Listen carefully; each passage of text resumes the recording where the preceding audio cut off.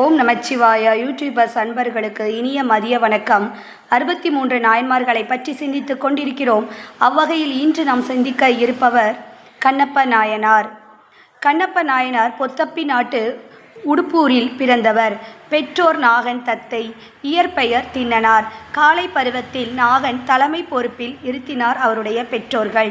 முதல் வேட்டைக்கு திண்ணனார் வீரர்களுடன் புறப்பட்டார். நாணன் காடன் என்பவர்கள் அவருடன் துணைக்கு சென்றனர். பல விலங்குகளை வேட்டையாடினர். காட்டுப்பன்றி ஒன்றை நெடுந்தொலைவு சென்று வேட்டையாடியதால் அவர்களுக்கு தாகம் ஏற்பட்டது. பொன்முகலி ஆற்றில் நீர் குடிக்கலாம் என்று வந்தவர்கள் கூறினர். அருகில் இருந்த மலையை கண்ட திண்ணனார் அது பற்றி கேட்டறிந்தார். உச்சியில் குடுமித்தேவர் உள்ளார் என்பதை அறிந்து மலைமேல் ஏறி தேவரை கண்டார். தழுவி உச்சி மோந்தார். விடுதலறியா விருப்பினர் ஆனார்.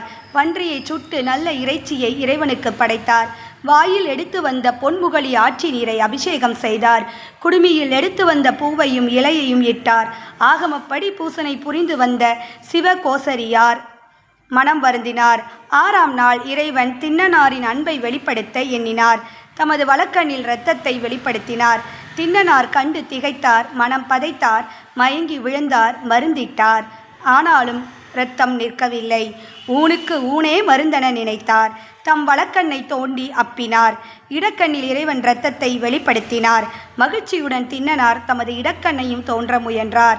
அப்போது நில்லு கண்ணப்ப என இறைவன் திருக்கரம் தோன்றி பற்றியது.